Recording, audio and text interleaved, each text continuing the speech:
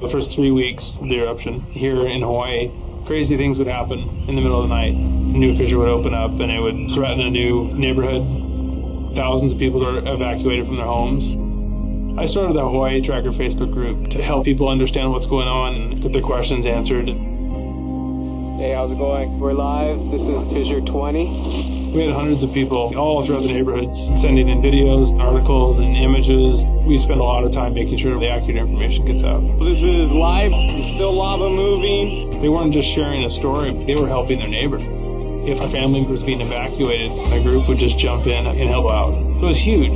They were watching out for each other. Hello everybody, thank you for coming. Thank you for the support from everybody.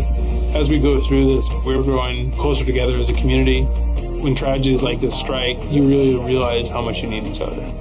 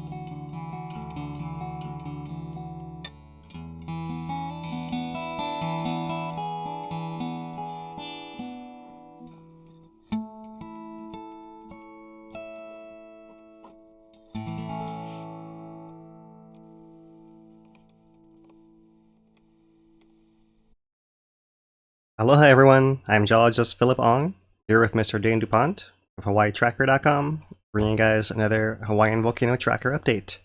Today is Monday, December 5th, 2022. It's day 8 of the Maunaloa eruption, Dane, and the changes are all pretty minor at this point. No different threat to people, still no threat to people. The threat is really to the saddle road still, and the flow at the flow front seems to be slowing down quite a bit. Well, at the top, we're seeing changes in the vent, the cone is building up around the fountain, and we're seeing branches in the upper channel. What have you noticed in the last couple of days here? It's truly a case of no news is good news. Every day that goes by, that it seems less and less likely that the eruption is going to migrate to another vent, and we have centralized at this Fissure 3 vent as the primary vent of this eruption. It's all little changes right now, but the changes that we do have are pretty interesting and might be hinting at where we go from here. I'll let Phil get into that, but we'll go over some changes that happened over the weekend as well, or at least on Sunday, and the events that transpired, including the finding of an old grenade. So, all right, we'll get into that in a minute. Yeah, sounds good. Thanks, Dane. So let's transition our view here and show you guys what's right there in that little inset. That's the live feed from the USGS of Fissure 3, building that big cone around itself, and you can see it's feeding that river of lava that's flowing out to the center to the right of the image there. That's still going robustly there, We'll show you guys later, there's some new photographs released from USGS that have some measurements and numbers on them. So they say that the cinder and spatter cone itself has been measured at 95 feet high, and that the lava fountains are sustained at, oh, what was it now? I'm forgetting. It was sustained at 100 and, get it again, huh? Sustained at, I want to say somewhere around 100 and over 100 feet, and I want to say the bursts are 243 feet, so that's as high as lava is actually bursting, but it's sustained about 140 some feet, something like that. I'll get the exact number when I get to the caption here in a minute. It's still been a long week. All right, so let's look at the other live webcam, and that's the one hosted by UH 2.2 meter telescope on Maunaloa summit. And from this wider view, you can see some of the glow coming up in the cloud. This is that main weather-affected eruption cloud, so the heat's coming up there, and it's normally putting out all that gas, and might create some extra clouds there. Perhaps we'll have to rely on a meteorologist and ask them that at some point in time. But that's the difference right there. Oh, it's going to zoom out even more. There's the foreground of Mauna Kea. So really, the weather has been an issue the last couple of days for viewing. People have been going up to try to view, but they're having to wait for a long time overnight to get good views, depending on exactly where you are and what you're looking at, and what you're trying to see, if you're trying to see the whole thing or not. So we'll cover that a little bit briefly here as well. But first, let's show you guys the most recent eruption map. So here's the USGS map from today, December 5th, showing progress of the flow front up through 11:15 a.m. And so everything here in that slider colored pink is all the already mapped lava flow. And the area that's actually active is Fissure 3 right here. And this channel system that's heading down in that direction, that's the actual active flow, and everything else has gone inactive. So of that active flow, the change is happening mostly up here at the flow front. And you can see that the flow is moving, and it's over the last day from the measurement reported this afternoon and the one yesterday afternoon, it's advanced 0.1 miles further, right? And that's this direction towards the road. Right? But notice it's actually spreading out to the sides too, and it's getting wider. And that's easier to see on the county map. Let me pull up the county map here with a 3 p.m. update, and you can see here they're noting Fissure 3 remains the main source, and the flow about 2 miles away. The highway is still open, and they still have those closures going on. But what I like about this map is you can see here in gray the various different daily updates of the flow, or sometimes twice a day. So here we are at the current flow now. Then the previous one was right there, and the one before that it was over here. And so you can see how back here it was actually a little bit skinnier, and now it really seems to be widening in this direction like that. And then we have reports that that flow front is an order of half mile across now. So 2.1 miles away and half mile across, and kind of pancaking, making a big pancake, like a big syrup jar getting poured down the mountain. It's just puddling up and spreading out at that flat spot there. So that is the current map, and the flow is advancing closer to the DKI, Daniel K. Inouye Highway, also known as Saddle Road, but it's going at a pretty slow rate that, with this spreading out and combined with the effect of lava up on the slope branching, which we'll show you guys shortly, there's probably less lava reaching the flow front when the upslope channels start to branch. The whole delivery system is more inefficient, and it's still questionable if and when and how fast this flow will actually get all the way to the highway or not, or how close it'll actually come. So we'll have to wait and see. I personally have my doubts at this point. We're seeing the changes in upslope, and we'll have to wait and see as usual, right? It's going to be a slow waiting game, and it's going to be most of our updates for the next few days is how much further did it go and what changes are we seeing upslope.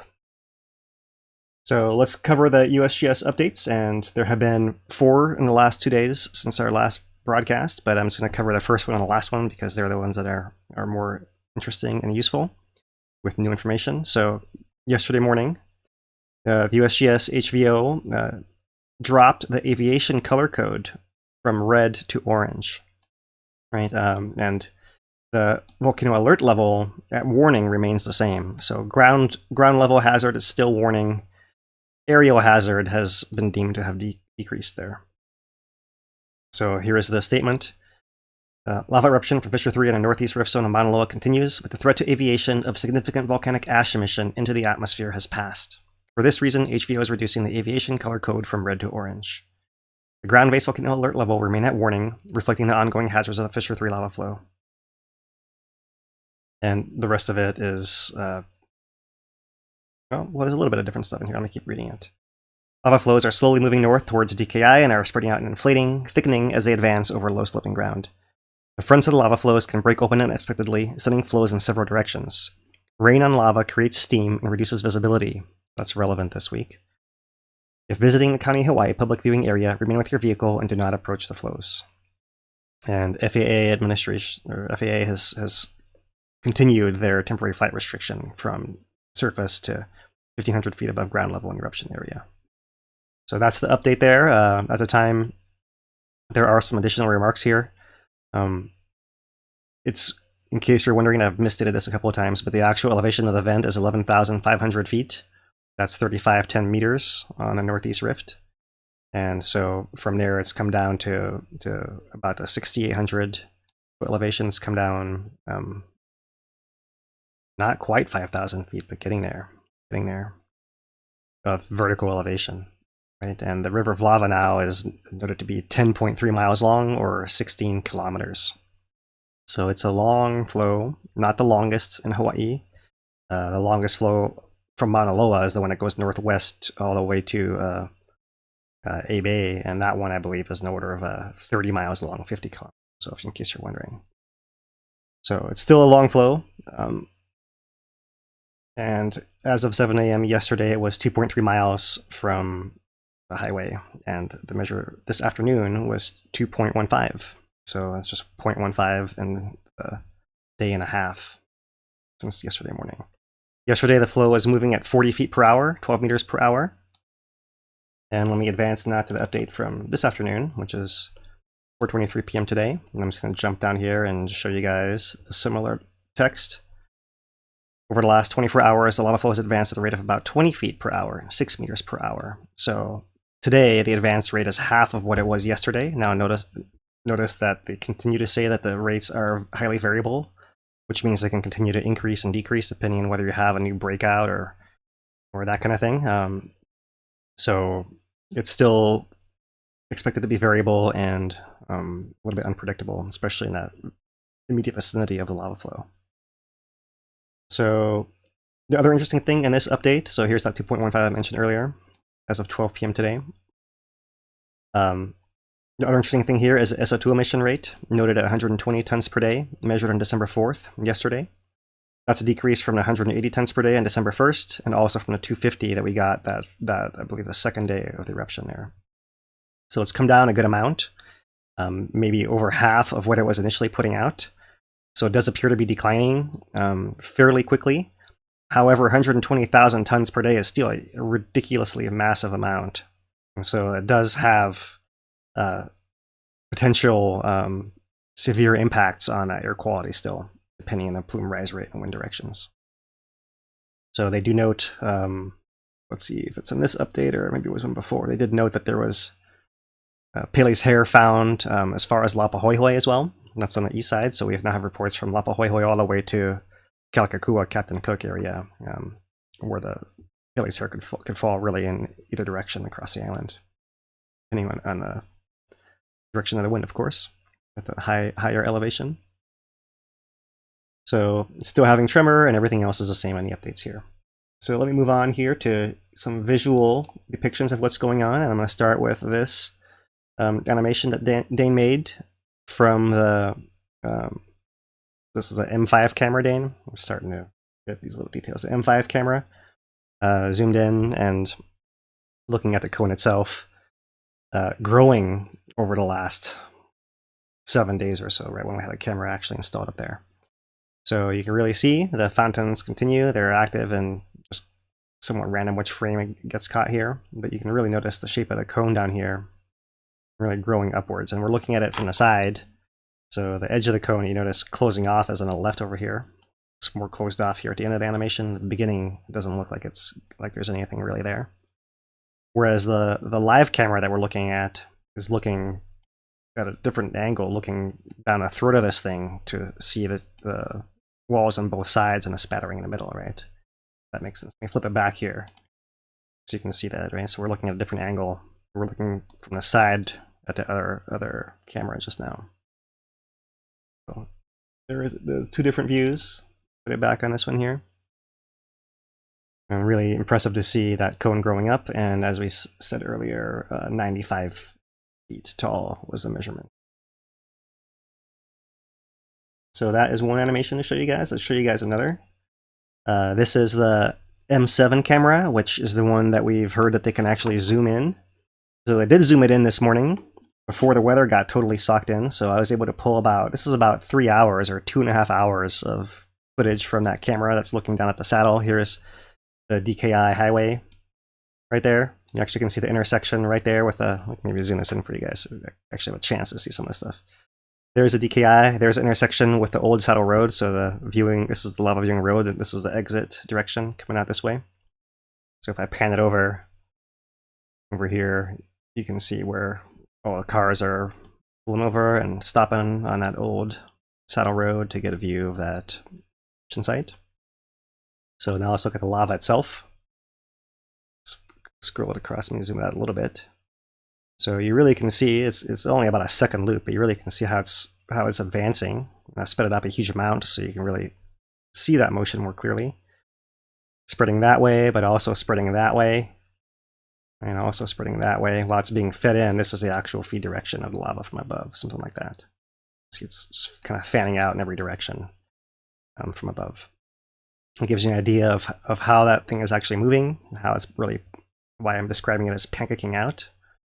And you see lots of this gas coming out from the edge of the flow as well. There's a lot of gas that's shooting lava out of the vent, and it's mixing with the lava as it's coming in a channel, and as it flows down the slope, it's losing that gas further and further and further from the source. The reports from 1984 said that even at the very far tip of the flow, they were still getting up to 30% of the volume and bubbles of gas within the lava. So it loses a whole lot of gas, but it still has a lot left even at the very flow front, as you see there. And that can have a whole bunch of gas that comes out from the flow. I also noted that that paper mentions that at the flow front, it's quite common to see a lot of dust in the air because the actual blocks of rock are rubbing in each other, and it creates fine dust that can sometimes be pervasive in that flow front area. That's interesting too. And we've seen some things that I thought might look like brush fires, really, but there may have been some of that dust coming up as well as this volcanic gas coming off the flow too. So pretty cool to note those little details now that we're not worried so much about safety and threat and all that.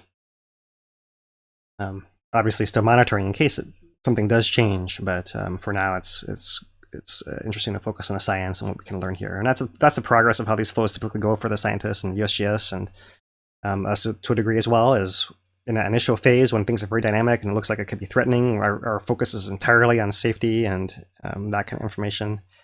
And then once that threat appears to clear, or it seems like it's not occupying as much of the time, then you can start focusing on the science and the details of learning about the lava flow, so that the next time something happens, you can understand it better and understand where it's going to go and refine your models and all of that. So that seems to be the phase we've entered. The USGS and the whole scientific community had a whole plan of how to approach a scientific opportunity like this, right? And so we've heard behind the scenes, all of that has sprung into action, and there's all kinds of stuff being measured and passed on, and to all this collaborative network of scientists. So this would be fascinating scientifically in the long term here too. So that's what it looked like during the 3 clear hours this morning. I will show you guys the wider view, but first I want to focus on another few hours here of clearness, and that was pre-dawn from this MK2 camera. And there's still quite a bit of clouds in the way, as you can see. But you can see the vent up here at the top, and you see the lava river coming down, and it actually branches right there, right? There's 2 branches. It goes like that and like that, before it resumes as a single channel coming down a slope, right? Now I want you to focus on is this area right in here, and I will see if I don't know if I can zoom it any further than it already is. I have done that already, yeah. So that's as much as I can zoom it in. But what you might notice is that there's a blockage that forms in a channel up here. You do see an initial overflow coming downhill in this direction, but then it appears like the flow, pause it there, like this flow channel right here actually seems to be shut off, and this braid of the channel, this is the right hand side, so that's the western because we're looking south from this camera. It actually seems to jump out of that previous channel and now it was starting to make a new flow going down a hill. And it was splitting a little bit too, and it's really steep through here, so if it follows the steepest descent, it's likely to just come back in together to the channel again there, or possibly much closer there. So we'll see what comes of this. The views have not been clear all day to really check in on this at all. But this is this might be the first time we've seen this in a big channel from the camera. But we've seen the channels being overrun before with the change in brightness of this time lapse previously as well. So the actual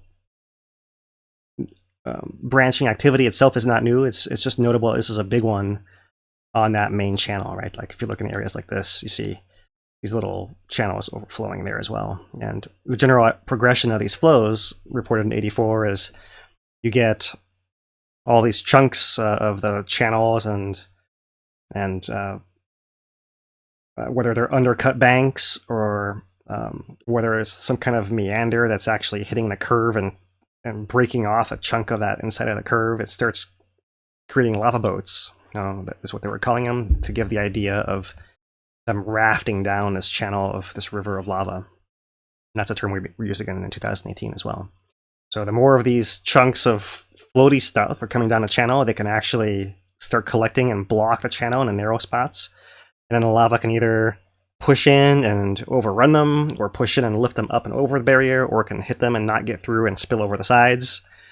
All those options can happen. So the more branching we see in the upslope, and in this case in particular, we're no longer delivering the river of lava that's splitting up here. It's no longer going into the flow that's being fed at the front. If this stays separate and does not reoccupy, which this was earlier this morning, so if it did or didn't, then you might essentially have split your flow and you're not delivering as much lava to the flow front. And that's what I mean by a less efficient delivery system. The lava is spreading out more in the upper slopes rather than all going in the same chute down to feed the flow at the front. So besides the flatness of it, it may have less lava feeding it, it may have less gas in it, and it may have more crystals in it as well, and all those things combine to slow the flow down. Go ahead, Dane. Yeah, so one thing, just looking at this, it kind of almost looks similar at first glance to the channel building events from 2018, right? The overflows of the channel that would help make the channel more efficient. However, that channel in 2018 never shut off in those channel rebuilding events, right? It didn't shut off downslope from the overflow or anything along those lines. So that's, very suspicious up there. Yes, it'll be interesting once we get some clear footage of the thing and the weather starts to cooperate a little bit more. We'll be able to tell exactly what's been happening. But right now, I'm checking the webcams, it looks pretty caked in with all the weather. Pretty kicked in. I know we have an army of people out there, so if anyone catches a view of this, you know what we're looking for. We're looking for the shape of what's glowing up there, if it's that two different channels, or if it's putting a new flow down, that kind of thing. And it's not really causing concern, really. I mean, it is getting a little bit closer to that dividing line between a helo and Skona side where it's going to go, but it's really going to that flat spot where it's going to spread out and not really get into direction, most likely, especially if it's not taking all the lava. So that's interesting that we caught at least this much this morning before it got completely sucked in. Just a few little glimpses here and there, a few little teases from nature to help us clue in on what's happening. So yeah, that's just that one sequence that was visible. But let me show the whole last 24 hours from yesterday morning. Here is the clouds coming in and socking in. So was a view earlier today. So yeah, there's yesterday and the clouds overnight. And there's that little bit of actually seeing the lava river, and the spillover happens right there. And then here come the clouds.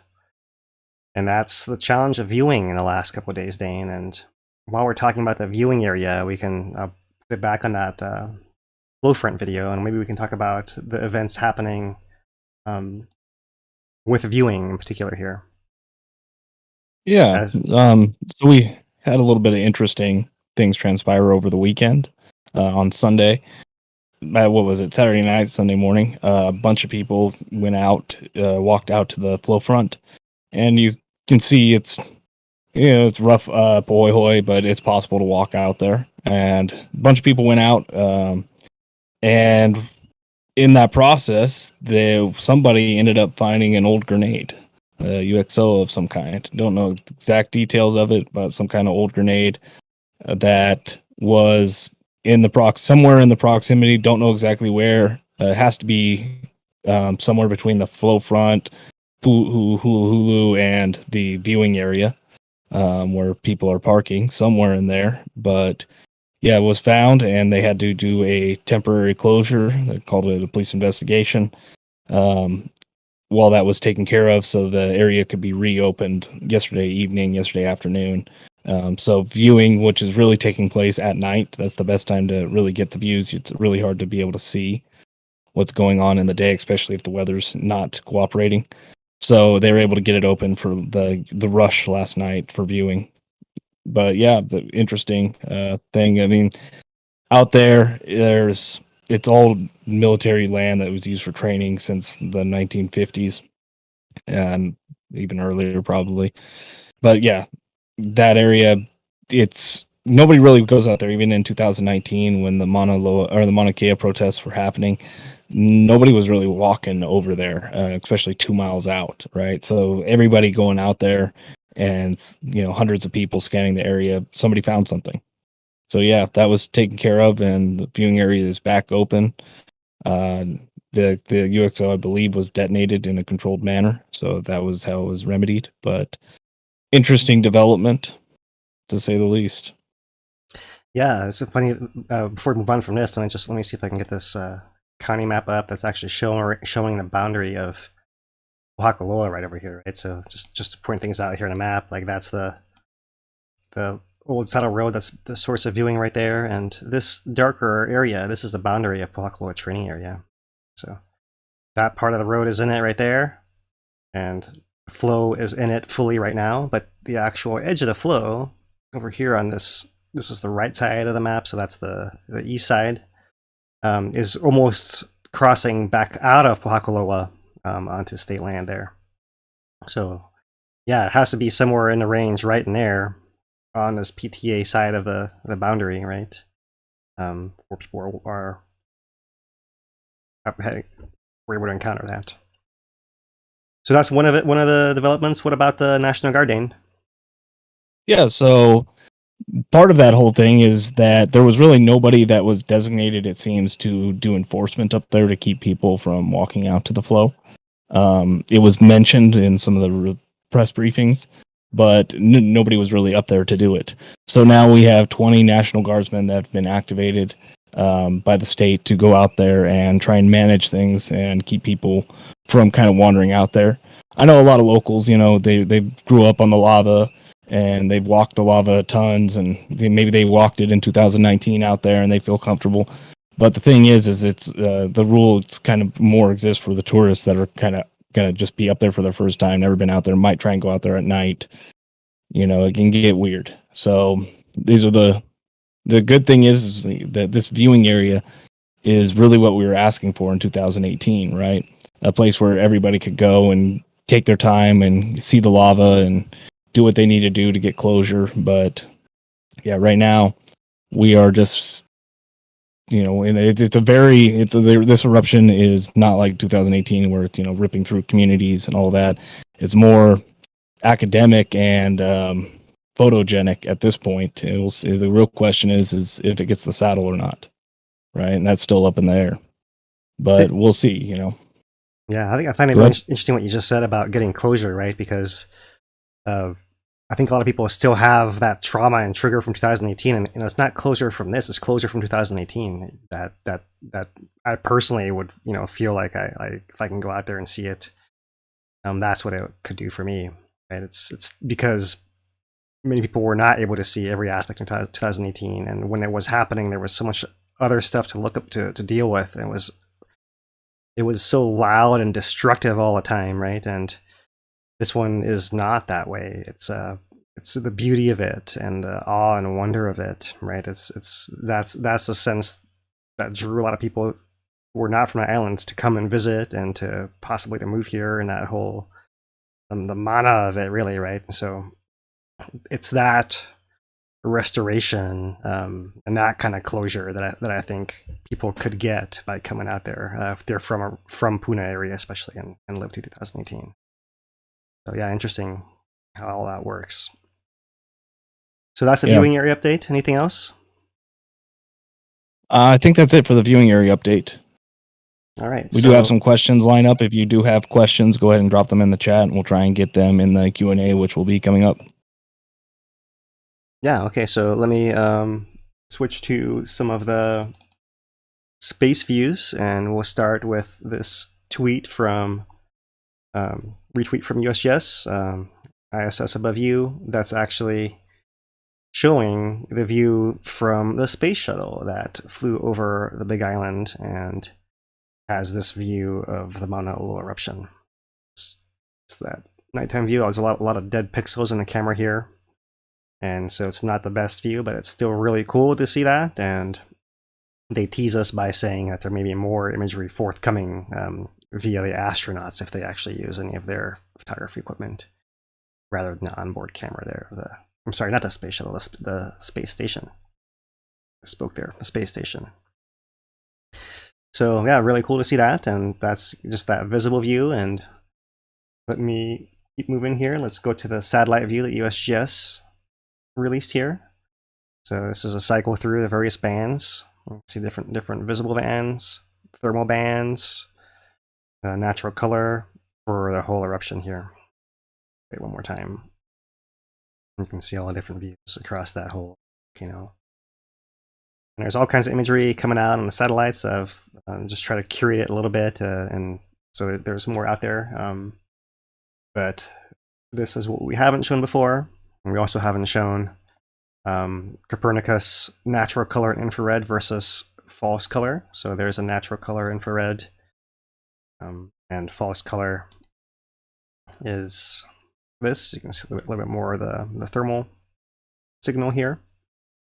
So Dane has a post that includes these views up as well. I want to go and check that out. More cool views here, and I did see we had a question about the INSAR. You want to read that one off real quick, Dane? Yeah. So I know I asked.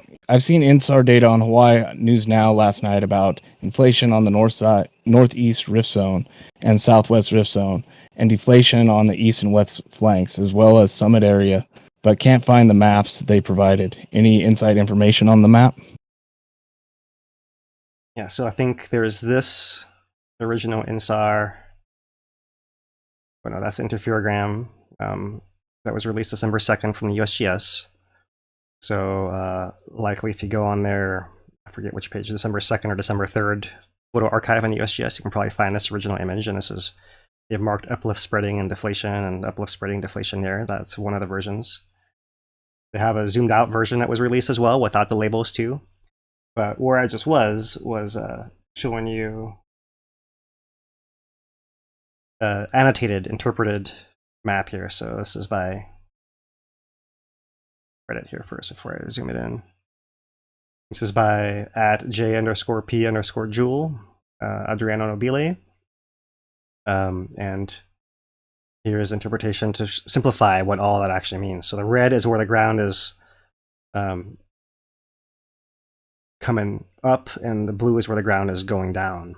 Right? So actually, this is a satellite view, and it's looking in that direction, and that is flying in that flying this direction and looking in that direction. So really, this means up into the east and up into the east, or down into the west, kind of combined up and down and east-west signal a little bit. But in any case, here's what the maximum amount of change in the ground in each area happens to be. So down over here, it drops 13 centimeters. That's about 5 inches. I'm sorry, rises 5 inches here. It rises about 12 inches here, and it rises about 13 inches over here. And over here it drops about 10 inches, and over here it drops about 20 inches in these areas of blue.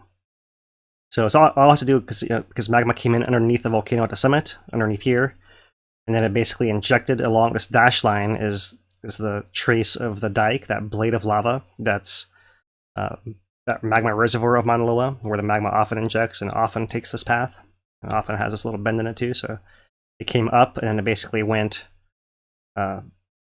around the bend to the northeast where it actually erupted, but it actually went in that straight line. That summit rift extends outside the caldera, still within the summit, but left magma in the southwest corner of the summit a little bit extra as well.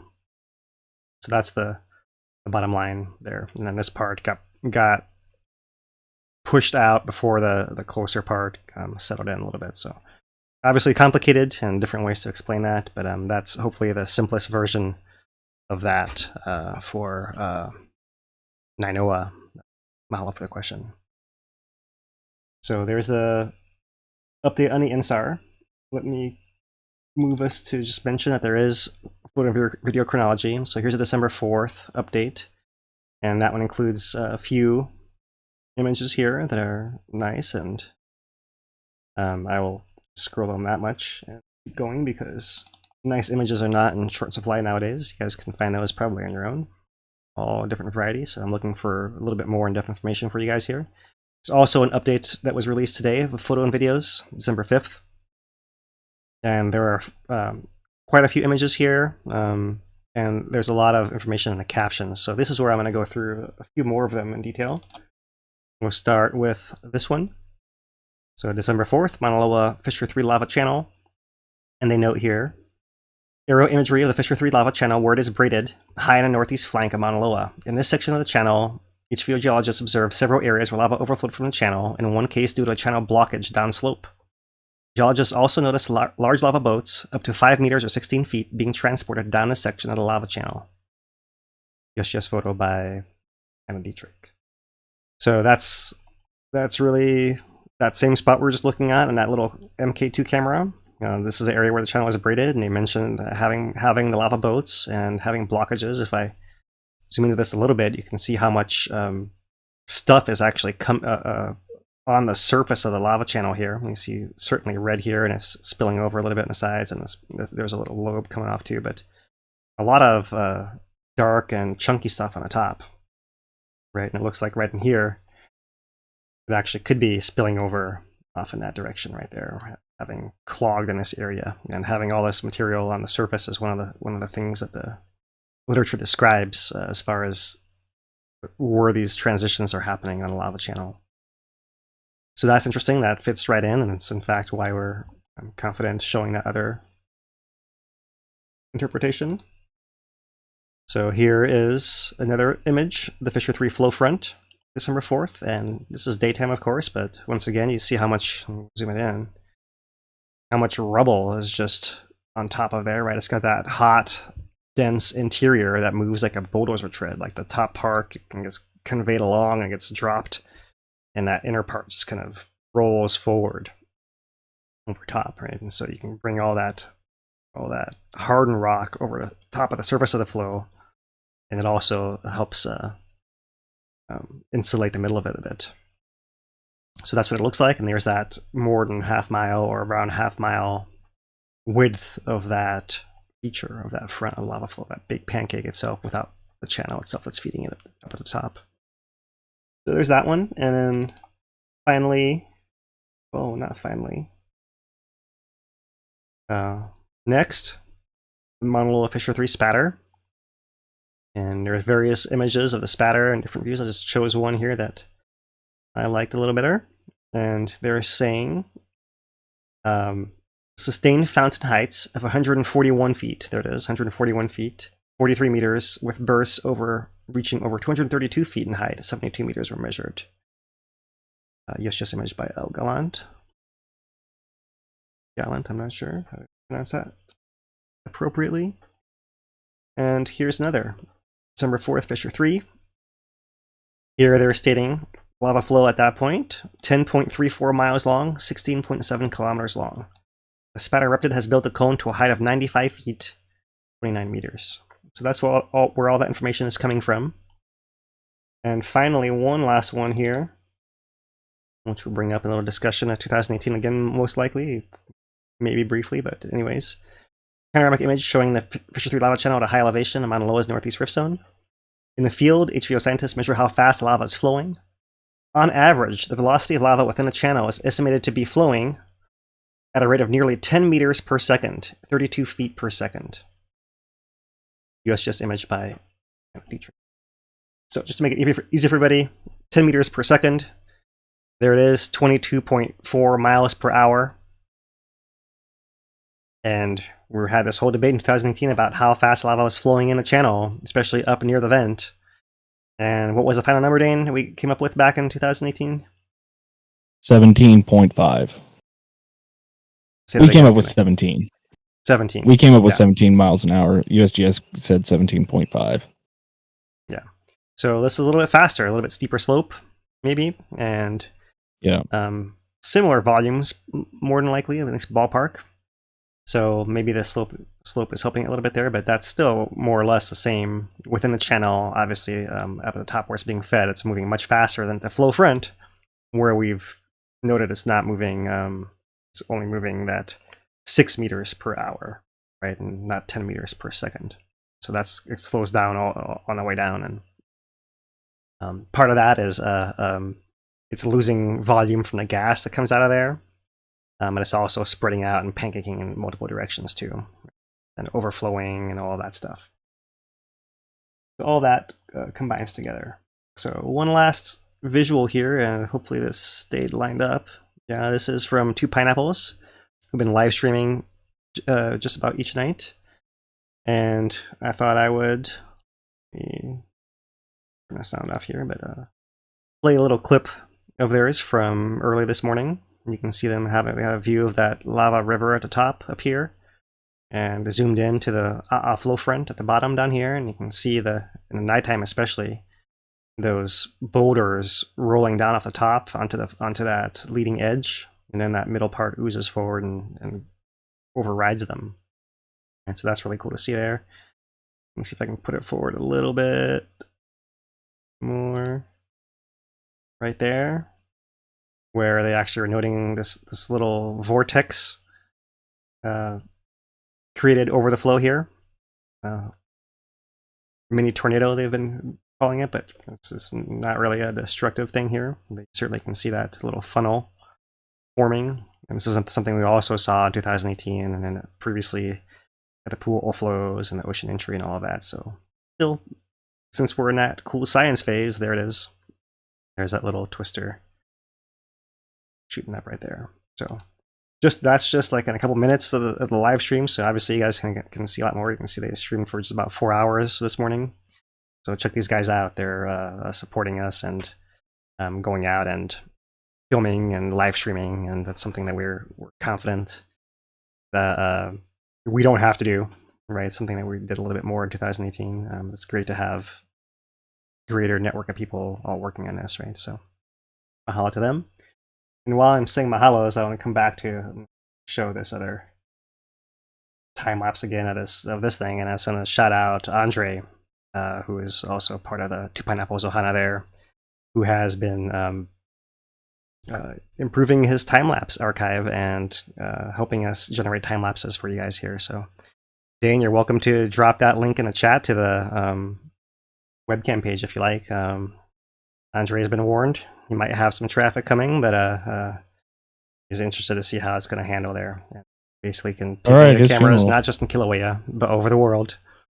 And you can then choose to make your animation from that. So if you want to spend some time making your own, good luck to you guys, and good luck to Andre too. Mahalo, Andre. We'll see how good that server is. Yeah. All right, so that's the imagery here. Let's go to the current webcams. Let me give it a reload. There is that same view we got from the live feed. A little bit darker. M5 camera still showing some glow. And actually, when I was looking earlier today, even these views from this close were totally socked in. The clouds and all that. So there is an M6 looking up rift. Similar view there. M4 of the lava channel also there, and we'll bring you guys more of this time-lapse animations and things as time goes on. Oh, look, we have a cleared up view at the M7 camera. This is the one that I showed you guys, that last animation of the flow. There's the DKI saddle road and the lava viewing area right there. So there's that flow front. Probably some clouds in the upper part where you can't really see the channel as well, but nice to see that flow front is visible down there. And keeping it going, there is the MK2. Looks like it is clearing up. And looking closely in here, it does look like lava maybe has resumed in that channel, coming back in. It's hard to tell exactly. Maybe it's just behind this cloud where we can't see. But so maybe a little bit branch up in here. Pull it back to my clip here. And so yeah, so it's right at this upper bend where it had that overflow. Pull it back to the webcam now. There is that overflow, and it seems to have actually jumped back into the main channel and it's resuming its previous path. So well, there's a little glimpse. Give us some new info. Awesome. Flow front at the bottom. You can't see the whole thing because of clouds coming in as well. So those are the ones that we like to look at. Let's move it on to. I was going to show you just the M7 camera. Let's reload it here and look at this last 24-hour animation that they have. This is the one that we talked to the USGS before, and they mentioned how this could zoom. Ken Han mentioned this could zoom in and out, so you can see they zoomed it in over the course of the day. And then there's where that extra cloud comes in and gives you one more view of the conditions out there. So you can see that too. All right, now we'll move on to earthquakes, and this is second to last. Earthquakes are still occurring in the same areas as recently, but still at lower rates. Earthquake rates there, still quite low. And if you're still wondering exactly what's happening up there, this is maybe the most informative single plot to show. This is the MLSP station GPS showing just the up and down motion of it, right? And so the scale here is every one tick mark is 5 centimeters. So there is the stations. That was a whole year of data. So we're just looking at the last week here on this very right side. So initially, it actually went up a little bit. That's probably when a magma was injecting from the summit to the east rift, to that northeast rift zone. And then as lava started to come out of there, then it starts dropping down. And so it was down, down, down. And really that's the important thing, is it's still in a downward trend. And so the summit's dropping down and having earthquakes. It's not because a whole new batch of magma is coming in. That's the thing you'd want to worry about and be aware of, is if there's new magma coming in, a new batch of hotter magma that could overrun and cause some new stage of the eruption, something like that. That could be a hazard, but we're seeing no sign of that whatsoever. And that's what I'm trying to show with this plot right here, how it's just dropping down, down. There's no upward motion there at all. So most likely those earthquakes are still just the adjustment and settling of the summit dropping, of what I showed in the insights a little while ago. The summit dropping, and then those other areas in the northeast and the southwest summits rising up, so it's having to re-equilibrate itself there. So still ongoing, nothing concerning there. It's another scientific curiosity. And the last thing we'll show is the VOG. So here is a VOG forecast. And let me reload this once again, because I like it when it puts up this little text up here. Maunaloa is erupting. A VOG plume remains in the upper levels of the atmosphere. Limited impacts on near surface air quality are expected. Gas emission conditions may change rapidly. So there you can see the gray shaded area shows the entire plume area in the atmosphere, but the color map is showing where they expect there to be probability of exceedance of that gas near ground level. And so that's the actual VOG impact. If you're curious about where this cloud is flying, all that gray is where it is in the upper atmosphere, not on the ground. Locally, you can see that there can be VOG impacts from Kilauea, probably more so, right? And blowing around, it continues there. And it can get into the Saddle region, it can get into South Kona, and it is consistently going to this southwest part of Hawaii Island where Kilauea often puts its gas. So all that's still happening, but the levels on the ground are all still in the green. However, we'll look at one last view here, and this is from Copernicus, looking at the total column SO2 analysis, plume transport from November 28th to December 5th today. So let's get this a little bigger. Here. So there's Hawaii over here on the left. And now, rather than just looking at windy, this plume is going a long way across the globe, so it's cool to see it in a spherical fashion here. You see there's that initial gas cloud comes over the continent. There's a little swirl here. It's ongoing, and looks like it's reached parts of North Africa by now. Right? Continuing on off the map in the coming days, apparently.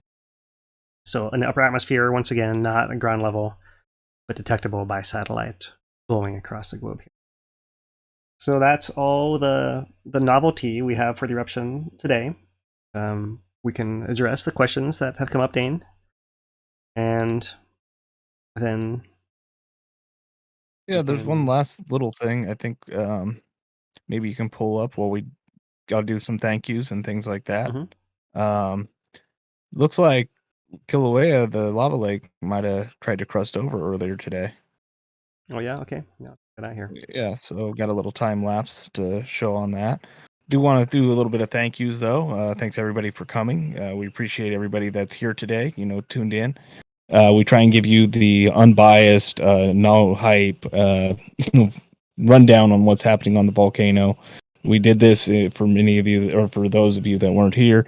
We did this in 2018 for Kilauea. The big difference between then and now is that was in a residential neighborhood, and this is on the remote slopes of Maunaloa, and is still 2 miles from the nearest, main artery roadway, which would be bad if it was taken out, the saddle road. That would, hurt commerce and transportation, people working, a lot of things, but it's not like 2018 in that regard.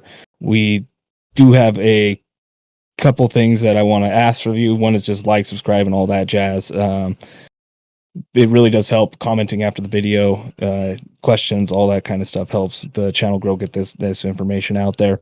Do want to thank super chat we had from Skagat Ed. Came through with a $20 super chat, said a quick mahalo for the effort made by you guys to keep up with all this perspective and keep all this in perspective. Thank you, Ed. Appreciate that. Do want to thank also our sponsor, I Care Hawaii. They help us keep an eye on Maunaloa and make sure we can actually see the thing when it's erupting. So we appreciate them. They have offices in Hilo, Kau, Puna. So definitely check out I Care Hawaii. I think with that, we can get into some questions. Or we also should probably thank the Vai Grant and the County of Hawaii for helping make content like this possible. All right, we got a bunch of questions here. Do Ragaz first. Yes. If lava stopped coming down out of Fissure 1, 2, and 4, does that mean that we're now heading towards the end of the eruption? How much longer could Fissure 3 keep going? Yeah, that's a $1 million question, really. And it could be. It could be a sign. We've dropped down 50% in SO2. And presumably that would mean 50% in the volume of lava coming out. So it's gone from a ridiculous amount to a huge amount or something like that. So it's definitely on a decrease, but it's still a lot, right? How long could it last? It's hard to tell just based on the lava coming out. It seems like these things will shut off fairly quickly. So it's hard to tell just based on lava coming out how long it'll last. But we have seen that the majority of eruptions from this area are in that 1 or under a month and a half in time period, on average about 2 weeks, 2.5 weeks, something like that. The longest ones have gone on for over a year, but this does not look like one of those in its pattern and location and all that. But you never know. That's still a possibility that something changes and affects it long term. Still, the expectation would be for it to be 2.5 week event, something like that. So in that case, we might be halfway through it, and we're halfway through it, and half the volume of gas, maybe that makes sense. So I really don't know is the answer, right? And we can talk about it, and those are the things we can talk about, and you might believe this or that more than the other thing, and we can disagree on what we think it's going to do because no one really knows. But that's what you want to take into account is how much lava is coming out and how much gas is coming out in that. But one thing that I can say is that because of the lava branching upslope, it seems like even if the eruption continues, the flow front itself may continue to slow. Right, it all depends on the dynamics of that and how much lava gets diverted, how much you're losing out of there. But also, once the fissure slows its flow, then there's still a lot of lava in a channel upslope. Those almost 5,000 feet of elevation gain that are going to drain down and feed that flow for a little while longer. So the flow, just like we saw in 2018, where the fissure Ahu stopped erupting lava in early August, it took till a week later for the lava to actually come and overrun into Pohoiki against the edge of that, close to the boat ramp there. Ultimately, the flow itself stopped, but it got close enough that all the sediment washed around, right? So just to remind that phase of lava creeping forward for about a week after the actual vent stopped producing lava. And that was on a little bit flatter ground than we have here. Right. So next one, I'm going to kind of conjoin a few different ones and add a little bit of my own to it, but kind of talking about the different lava flows that are up there, right? If you go up there and start looking around, you start seeing a bunch of Pohoihoi flows, right? Especially around Saddle, things along those lines.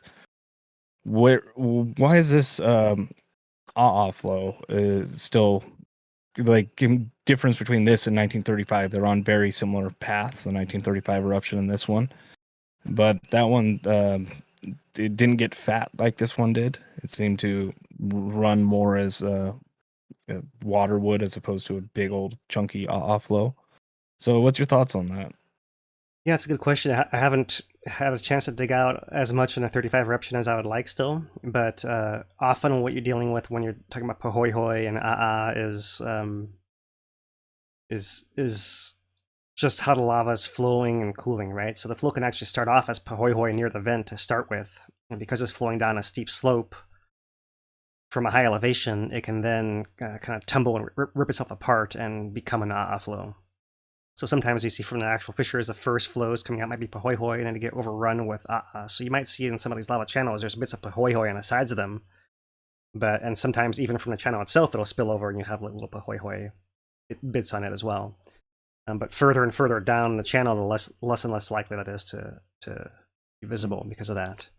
So one thing we can see on a webcam live is that there's a lot of gas just shooting into the air, right? And as eruptions kind of come towards their later phases, you often get a higher content of gas to lava. So your actual lava gets more frothy because there's less lava coming out compared to how much gas, relatively speaking. Right? So lava gets a little bit frothier, and that can change the character of a lava flow down rift as well. So to kind of cut to it here, it can have something to do with not only the slope, but how much gas is mixed into the flow. So when we see the actual fountain shooting into the air and all the gas flying up and away, that means a lot of the gas is not mixing into the lava.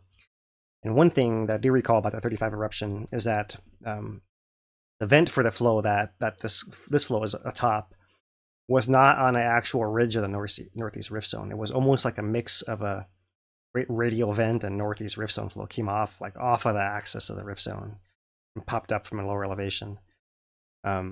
So perhaps I have to go and verify this. Perhaps the fountain wasn't as separated from the flow. If it's bubbling out of a crack in the ground, maybe you can have the lava mixing in with the gas more easily, and that could create conditions for Pohoihoi flow.